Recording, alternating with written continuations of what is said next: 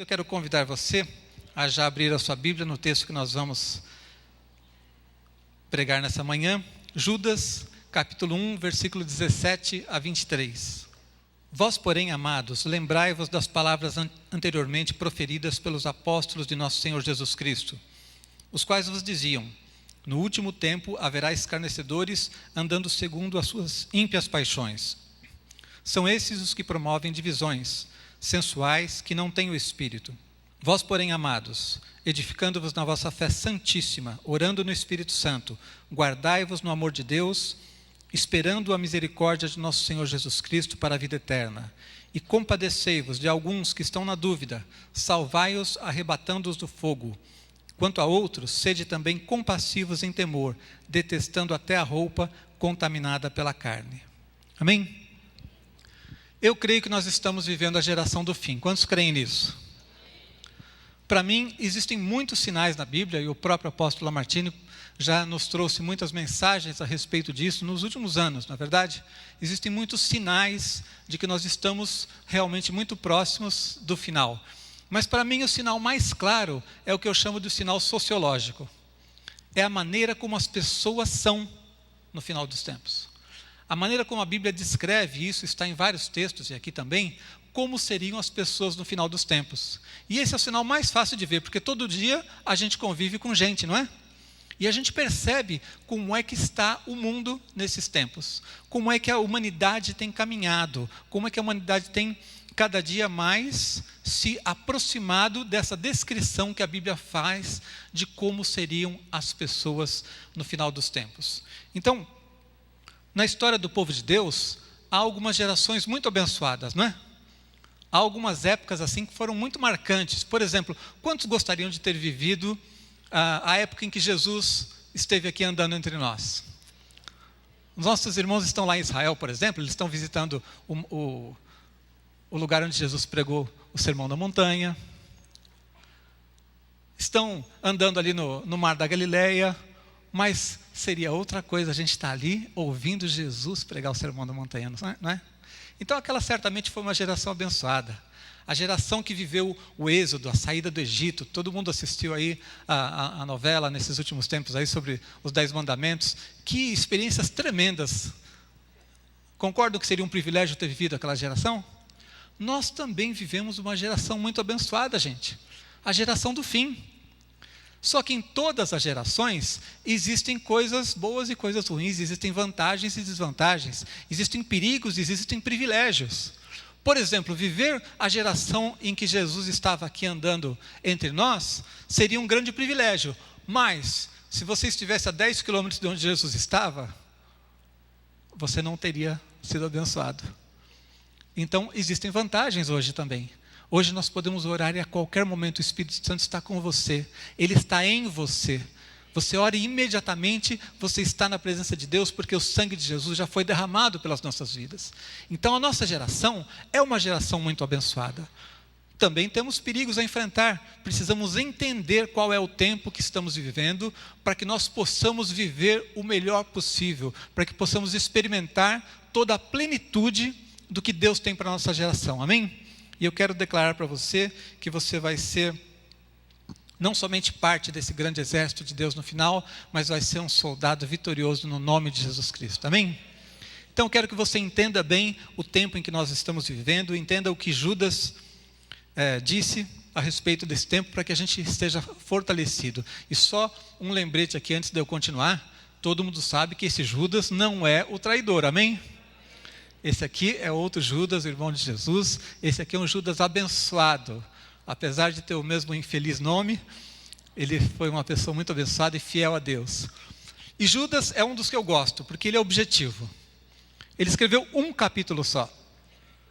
E desse capítulo, ele disse assim: eu me esforcei, eu busquei a Deus para saber qual era o suprassumo, qual era a coisa mais importante para dizer para vocês. Ele começa o capítulo dizendo assim: ele se dedicou a entender qual era a essência, o que é que todos nós que vivemos esse tempo precisamos saber. Primeira coisa que ele nos diz é que é um tempo de armar-se com a palavra. Diga, é um tempo de estar armado com a palavra de Deus. Amém? Você não pode viver essa geração do fim, esse tempo em que existe, segundo a Bíblia nos avisa, muitos enganos. Esse tempo que é a preparação para a vinda do anticristo, que é o suprassumo do engano. Você não pode viver um tempo desse sem conhecer a palavra de Deus. Você não pode viver um tempo em que a fé de muitos está esfriando sem conhecer a palavra de Deus. Você não pode viver um tempo tão rico e ao mesmo tempo um tempo em que existe tantos perigos sem conhecer a palavra de Deus. Por isso ele começa dizendo nos versículos 17 e 18 até o 19: Vós, porém, amados, lembrai-vos das palavras anteriormente proferidas pelos apóstolos de nosso Senhor Jesus Cristo, os quais vos diziam: no último tempo haverá escarnecedores, andando segundo as suas ímpias paixões. São esses que promovem divisões sensuais e que não têm o Espírito. Então a primeira coisa que Judas nos diz aqui é que nós precisamos nos lembrar das palavras de Jesus. Precisamos nos lembrar da palavra de Deus, de todos os avisos que nós temos a respeito desse tempo. Você precisa se lembrar. Lembrar pressupõe que você já sabe, amém? Você não pode lembrar de uma coisa que você não sabe. Lembrar significa que você já leu na sua Bíblia. Lembrar significa que um dia você já pegou a Bíblia para estudar. A sua Bíblia não fica aberta no Salmo 91 para espantar mal olhado em casa. Você manuseia, você lê todos os textos, você lê a palavra de Deus, você se alimenta dela, você conhece a palavra de Deus. Então o que a Bíblia está nos ensinando aqui, o que Judas nos mostra em primeiro lugar, é que nós precisamos conhecer. Por que precisamos conhecer e nos lembrar? Para que possamos nos antecipar aos ataques do diabo.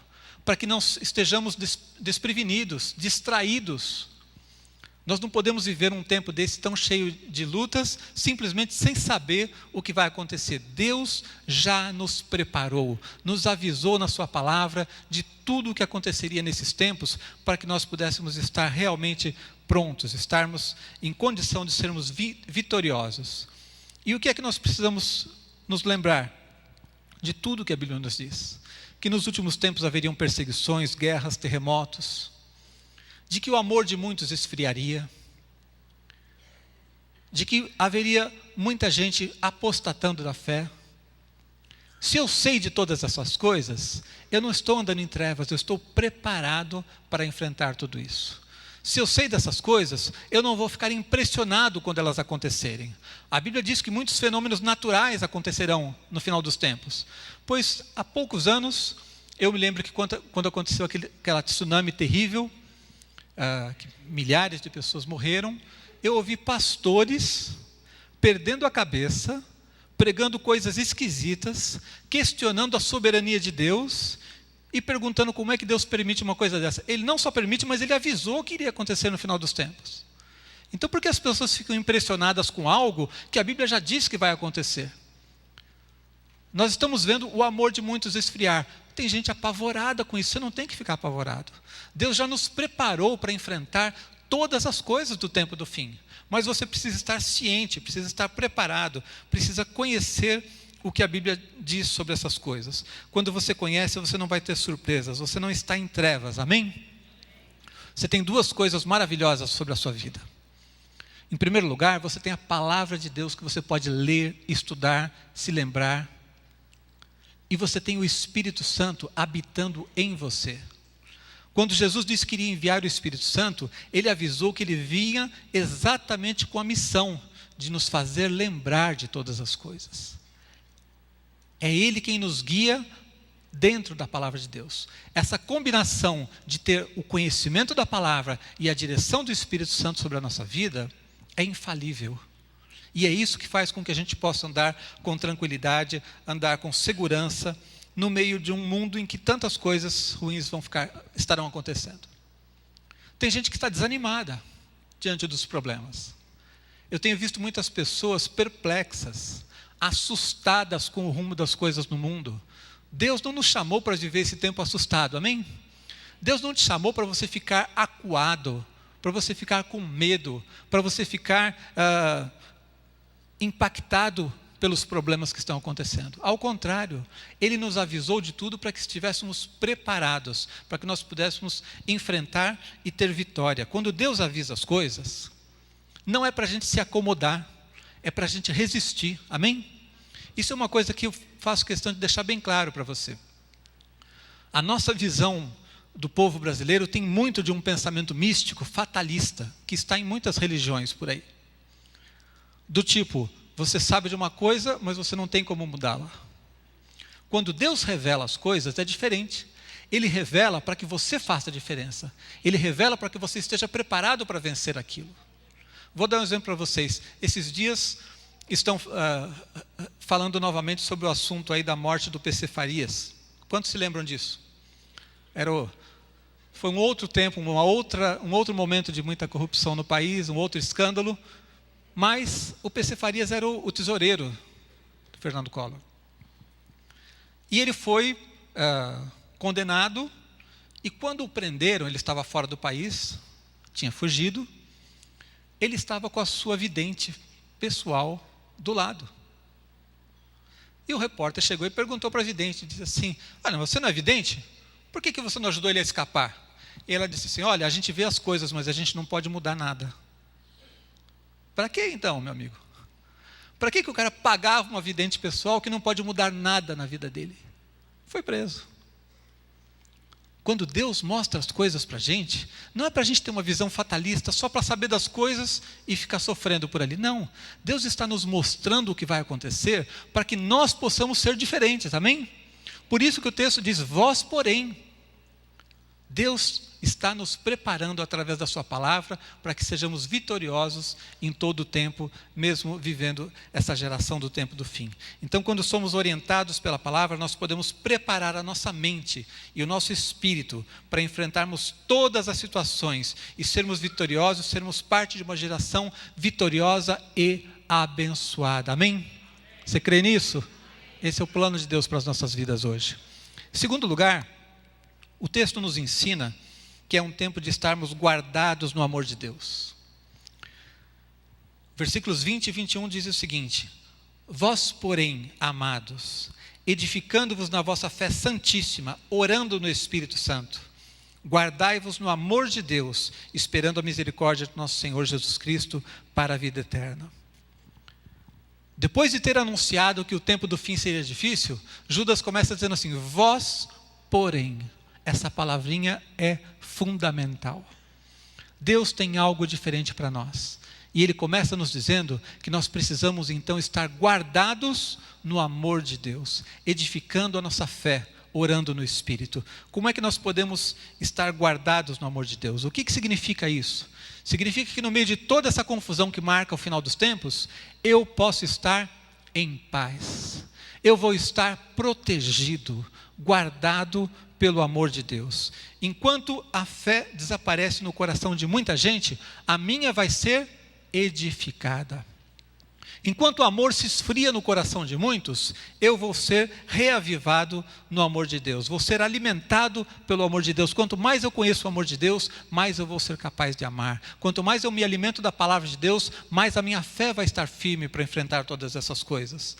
Romanos 8:32 diz, aquele que não poupou a seu próprio filho, como não nos dará também juntamente com ele todas as demais coisas?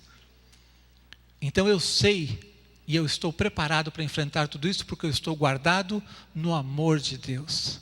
Ele não poupou o seu próprio filho. E as pequenas coisas que você precisa? Será que Deus tem poder para te abençoar? Será que Deus tem poder para guardar você nesse final dos tempos? Nessa geração de tanta corrupção? A bênção de Deus pode estar sobre a sua vida, amém?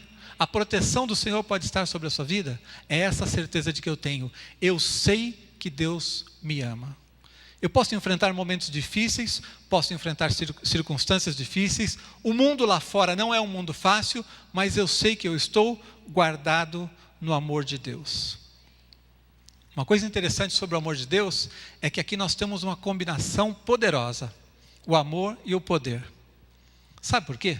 O amor sozinho não resolve tudo. Você já viveu alguma situação em que você viu alguém que você ama passando por um problema, só que você não tinha o poder para resolver o problema dela? Já passou por isso?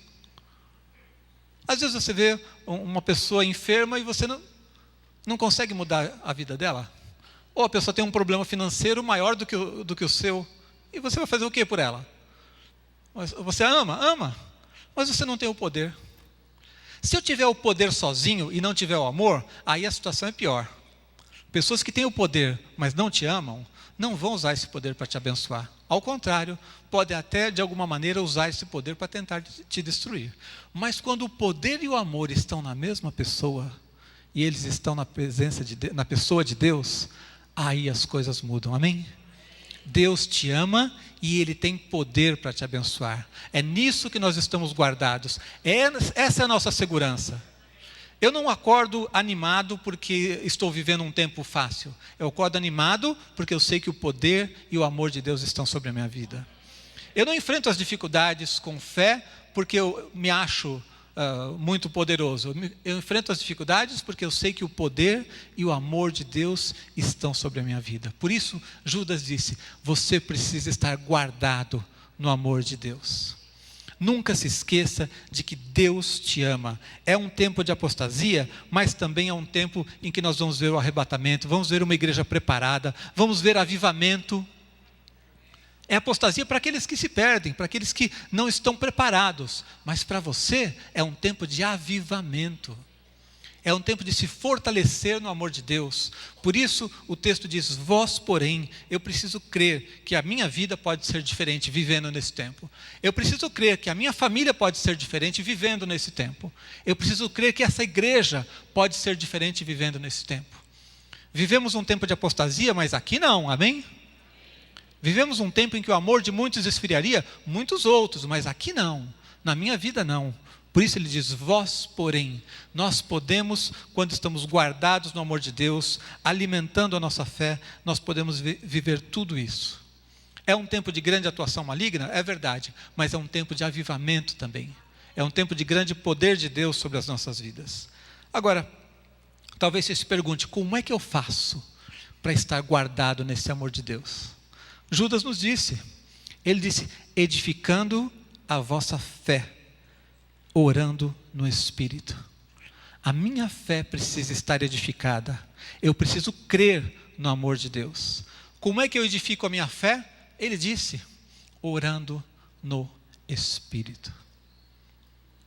O apóstolo Lamartine pregou semana passada sobre isso. Falou sobre avivamento, falou sobre os dons espirituais, falou sobre orar em línguas. Mas eu quero perguntar para você, o que será que significa orando no Espírito? Pastor, não está complicando? Basta orar? Não. Judas disse que eu preciso orar no Espírito. E tem oração que não é no Espírito, então? Óbvio que tem. Se ele diz que eu preciso orar no Espírito, é porque existe oração que não é no Espírito. Então o que é oração no Espírito? Será que é só orar em línguas? Com certeza orar em línguas é orar no Espírito, porque 1 Coríntios diz claramente que se eu oro em línguas, o meu espírito ora bem. Por isso você deve buscar avivamento, deve buscar a presença do Espírito Santo na sua vida, deve buscar orar em línguas. Mas é só em línguas que é orar no Espírito? Não. Orar no Espírito significa orar na esfera do Espírito. Guiado pelo Espírito. Dirigido pelo Espírito. E aqui eu quero dar para você uma fórmula matemática que vai resolver o seu problema. Você vai entender isso. Se você ora pouco, a sua chance de orar no Espírito é menor. Se você ora muito, a sua chance de orar no Espírito é maior. Ou seja, é proporcionalmente maior a chance de você orar no Espírito se você orar mais. Deixa eu explicar para você por quê. Se eu nunca oro, vamos supor, não tem gente aqui assim, faltou, você viu que tem umas cadeiras vazias? Os incrédulos faltaram hoje. Não é você. Suponha que você ora muito pouco. Você quase não ora, não tem vida de oração, não tem comunhão com Deus, mas aí surge uma dificuldade, você corre lá e vai orar para resolver seu problema. É muito provável que você não consiga orar no Espírito, porque você não está acostumado a orar, você não tem comunhão com Deus. Sabe aquela oração de desespero, que a gente só fala para Deus dos problemas, e a gente chora e lamenta, e fala um monte de bobagem, sabe? A gente parece que está desabafando só. Isso é da carne, está só expressando os seus pensamentos naturais, conturbados, perturbados pelos problemas, está só expressando a sua perturbação. Isso não é orar no Espírito. Orar no Espírito é quando a sua comunhão com Deus é tão profunda e Deus fala com você, e em vez de você falar dos problemas, Deus começa a te falar das soluções. Isso é orar no Espírito. Amém? Você pode orar assim. Glória a Deus. Quando eu oro mais frequentemente e gasto mais tempo, não é certeza de que eu vou orar no Espírito, mas eu vou dar mais tempo para que Deus fale comigo. Em vez de só eu falar com Ele, eu vou começar a ouvi-lo. Eu vou me aquietar, eu despejo os meus problemas porque eu estou ansioso, mas eu dou tempo para a coisa baixar e eu começar a ouvir a Deus. Então, é uma fórmula matemática, gente. Quer orar no Espírito? Comece a orar mais. Comece a gastar tempo com Deus. Se você gasta tempo com Deus, você vai aprender a orar no Espírito. Você vai tirar a sua alma, a sua confusão mental da jogada e deixar o Espírito de Deus falar com você. Então, orar na esfera do Espírito é isso. É quando Deus pode falar com a gente. É quando nós oramos e pedimos segundo a vontade de Deus, porque já nos aquietamos para entender qual é a vontade de Deus. A oração na carne é aquela em que a gente está tão atribulado que a gente só despeja as coisas para Deus e sai dali do mesmo jeito. A oração no Espírito transforma a nossa vida. Então, Judas está dizendo, guarde-se no amor de Deus. Mas sabe como é que você vai ficar guardado? Se a sua fé estiver edificada. Como é que a sua fé vai estar edificada? Ele responde, orando no Espírito.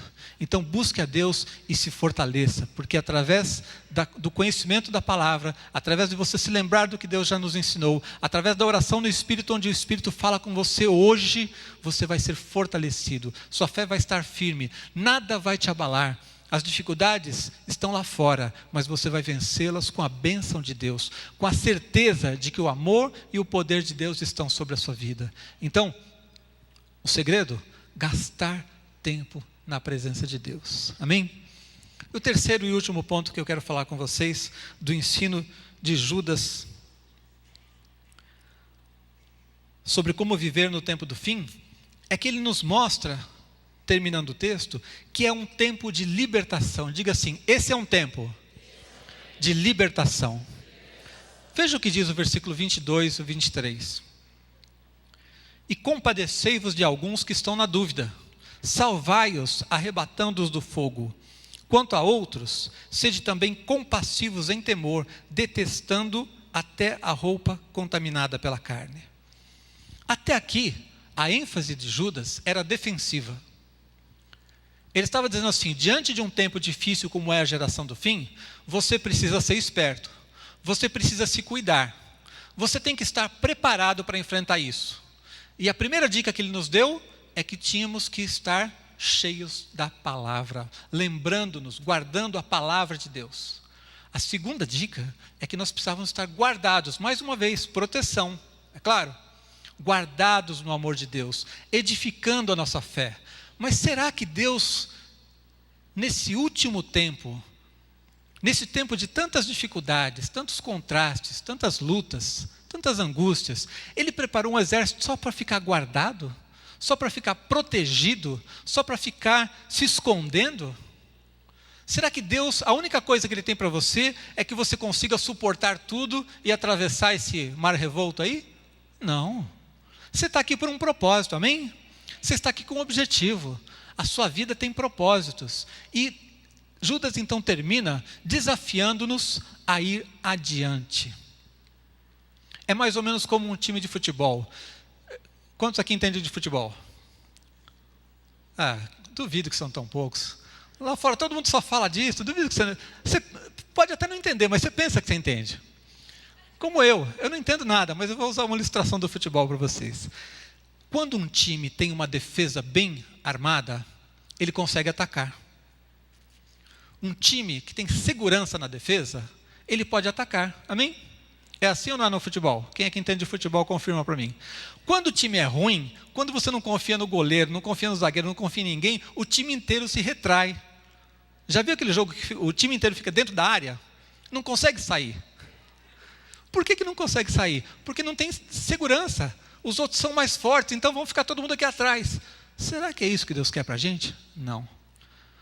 O que Judas está nos ensinando é que na medida em que nós estamos guardados, estamos protegidos, estamos alimentados, na medida em que nós temos uma defesa sólida, agora nós podemos atacar. E foi isso que ele nos desafiou no final, dizendo assim: compadecei-vos de alguns que estão na dúvida, salvai-os arrebatando-os do fogo, e quanto a vós outros, sede também compassivos em temor, detestando até a roupa contaminada pela carne. Um bom time, então, que tem a sua defesa armada, pode atacar. Nós temos uma missão: servir a Deus no tempo do fim. Você foi chamado para ter esse privilégio. Você está vivendo um tempo em que você foi chamado para servir a Deus no tempo do fim. Pouca gente teve essa chance. Você é um abençoado. Você pode servir a Deus nesse tempo. Servir a Deus como? Lutando, salvando as pessoas, trazendo aqueles que estão se perdendo por causa da dúvida, contaminados por tanto pensamento de incredulidade que o mundo lança hoje. Muita gente está se perdendo, cheio de dúvida, mas eles vão ver a vida de fé que você tem e vão querer algo diferente. As pessoas estão cheias de dúvidas, cheias de incredulidade. O mundo que a gente vive hoje é um mundo de ou ateísmo teórico ou ateísmo prático. Mas as pessoas estão se afastando de Deus, não estão crendo no poder de Deus. Mas elas vão ver em quem esse poder? Vão ver na sua vida. Outros não estão lidando somente com a dúvida, mas estão lidando com o pecado, e o texto fala disso. Nós precisamos ajudá-los a serem libertos. Precisamos ajudar as pessoas que estão vivendo esse tempo e que estão caindo diante do pecado a serem restaurados. Ou seja, Deus nos chamou para sermos o grande exército dele para esse tempo. Vou fazer mais uma pergunta a você. Já perguntei para quem é que entende de futebol, né? E de estratégia militar, alguém aqui entende? Temos pelo menos um militar aqui, eu me lembro que nós temos aqui, estava na aula comigo aqui, mas devemos ter mais alguns. Vamos supor que você fosse o estrategista desse exército, sabendo que é o tempo do fim, que é uma geração difícil, sabendo que é um tempo de engano, de apostasia, de o amor de muitos se esfriar, sabendo que haveria tantos conflitos. O que você faria? Você colocaria o pior pelotão lá para enfrentar essa batalha, ou você colocaria o seu melhor exército? Vocês são bons estrategistas, entendem de guerra. O melhor exército, para mim, isso, eu não entendo nada de exército, mas eu acho que deve ser isso, não é? Não é óbvio? Se as lutas são maiores, eu preciso colocar meu melhor exército ali. E você mandaria esse exército com qualquer coisa ou bem equipado? Bem equipado. Você não deixaria eles na mão, não é?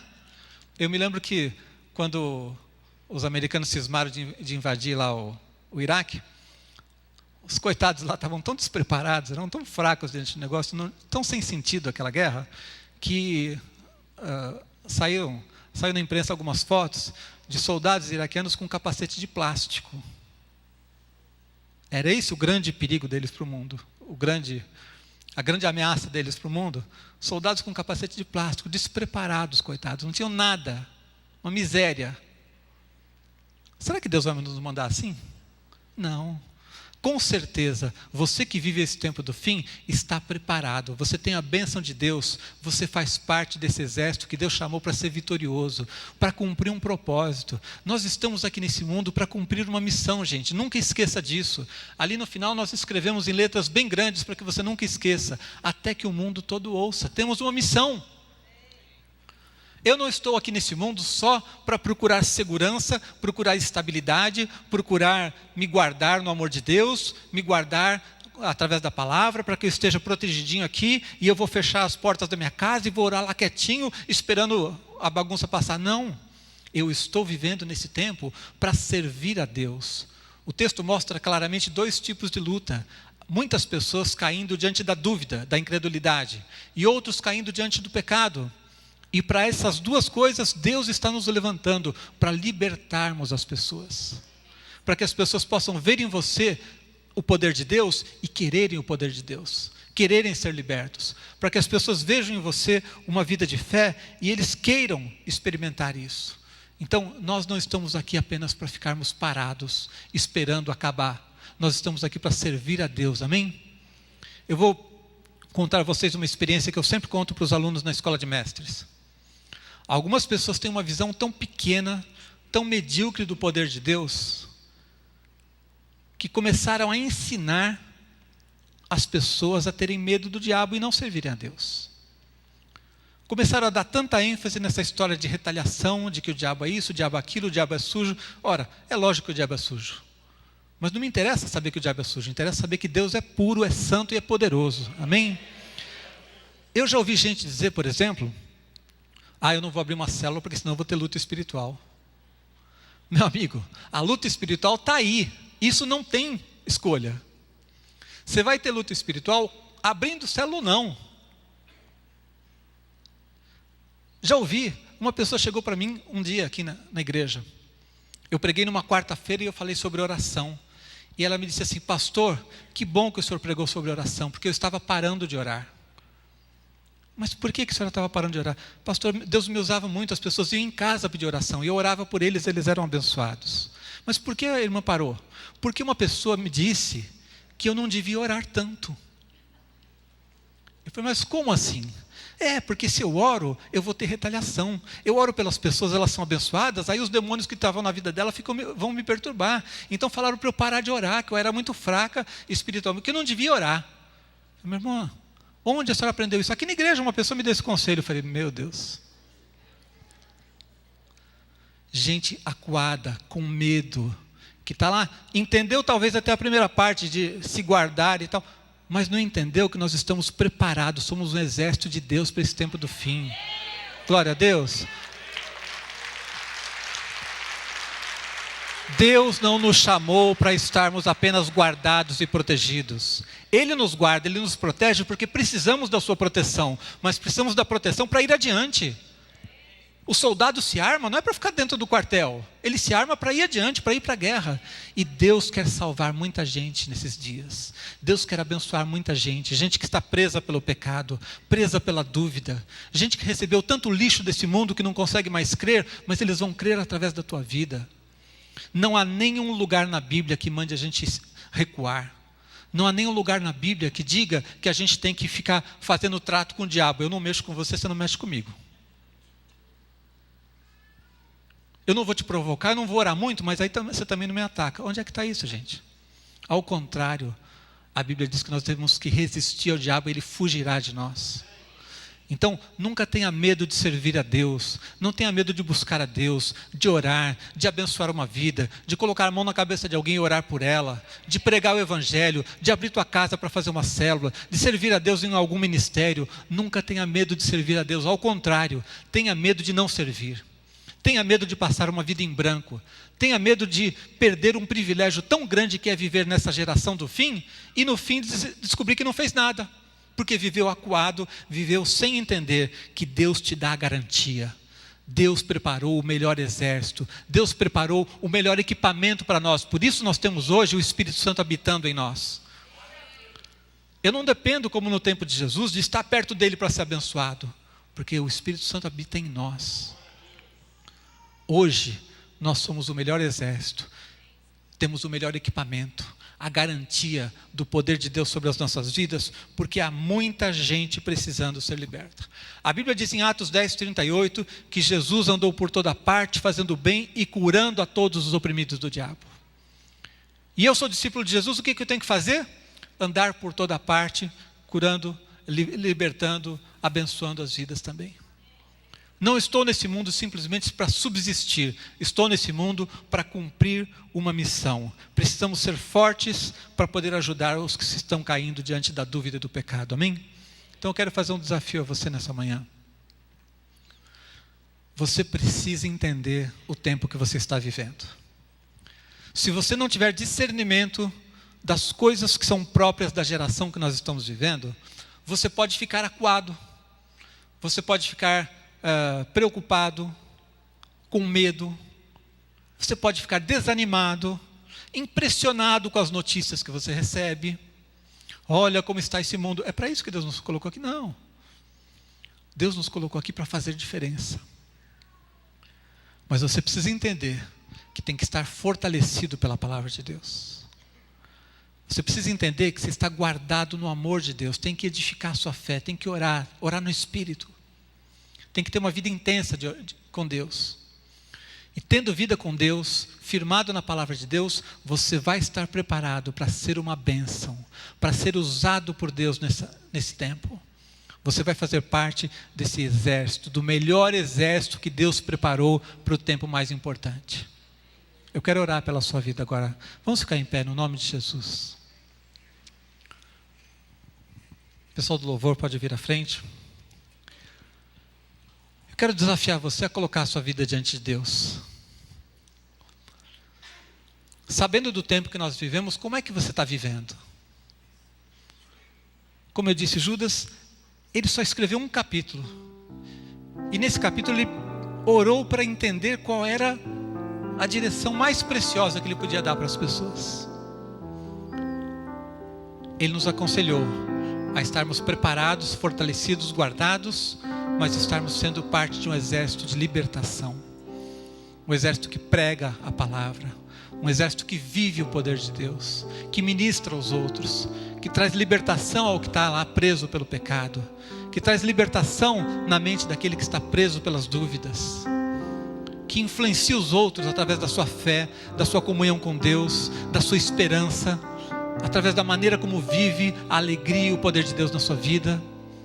Deus nos colocou nesse tempo para fazermos diferença, para influenciarmos esse mundo.